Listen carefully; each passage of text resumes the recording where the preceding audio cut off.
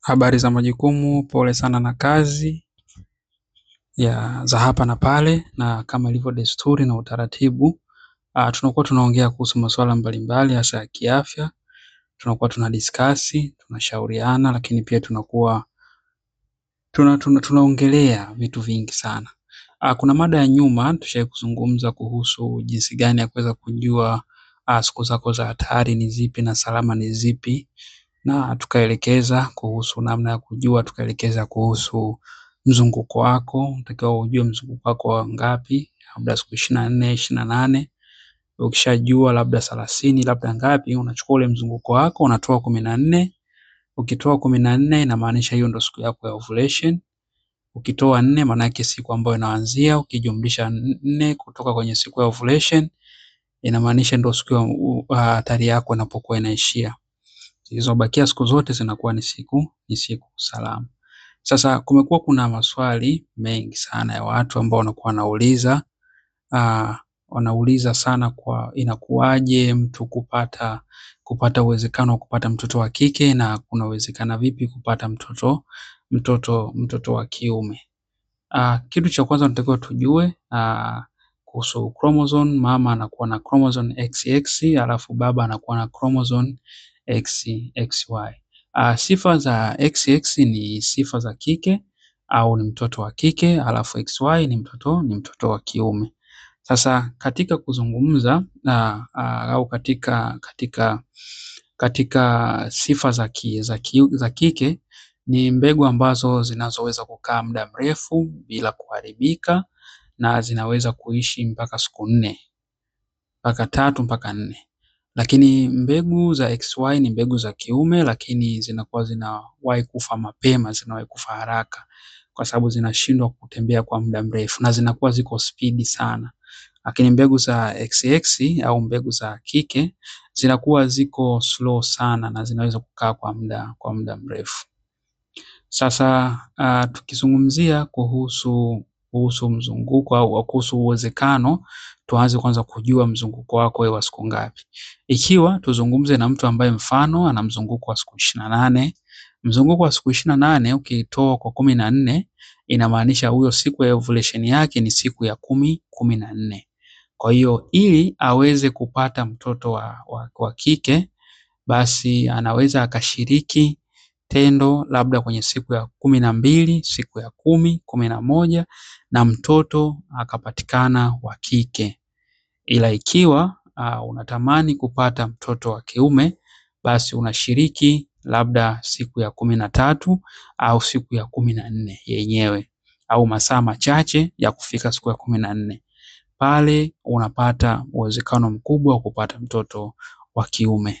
Kwa hiyo kwa hayo maelezo, kwa sababu gani inakuwa kwamba mwanamke anaweza akakaa yani kwa nini mtoto wa kike au mtoto wa kike anakaa muda mrefu sana ndo anakuja kupata, kwa nini kwa mwanamke kuna nafasi kubwa sana? Kwa sababu mbegu za kike zinachelewa kufa haraka kuliko mbegu za kiume, na zinakuwa ziko mdogo mdogo, zinazunguka taratibu, ila mbegu za kiume zinakuwa zinazunguka spidi. Kwa hiyo mbegu zinapokuwa zinatoka za baba labda kwenye tarehe 12, zikawa kuna mbegu za kike na mbegu za kiume. Katika zile mbegu za kiume zitawahi kufa haraka kuliko mbegu za kike. Kwa hiyo siku ya kutingisha ujauzito, basi mbegu ile ndio inaanza kutunga kwenye yai.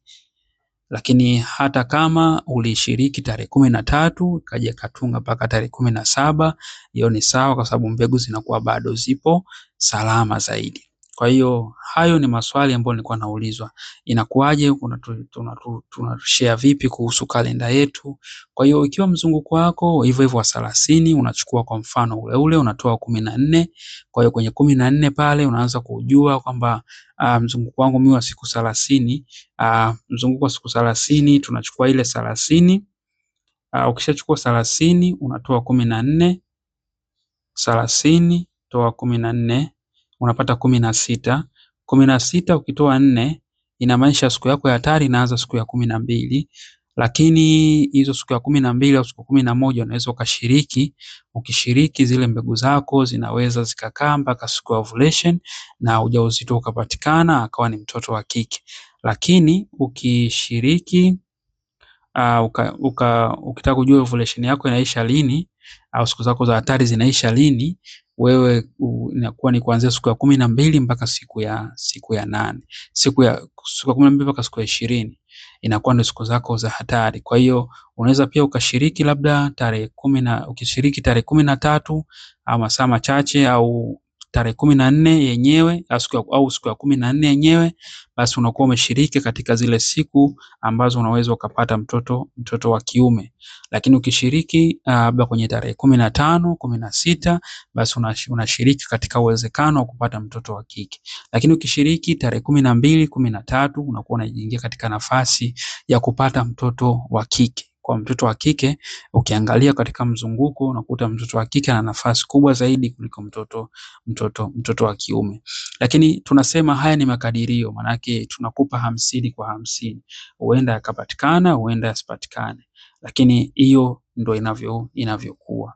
Kwa hiyo sasa kitu unachotakiwa cha kuzingatia ni kwamba lazima ufahamu kuhusu mzunguko wako. Mzunguko wako usiwe ni mzunguko wa kubadilika badilika. Usiwe labda leo tarehe 20 ngapi, kesho tarehe mwezi huu tarehe 28, mwezi unakuja tarehe 30, mwezi unakuja 34. Kitu cha kwanza unachotakiwa ni kuweza kurekebisha kwanza mzunguko wako. Kwa hiyo kitu ambacho unachoweza kukitumia ni kwanza kuweza kutumia matibabu kwa ajili ya kwanza kuweka mzunguko wako ukae sawa, kusafisha mfumo wako wa uzazi na kurekebisha uwezekano wako wa kuweza kushika ujauzito kwa urahisi na wepesi zaidi.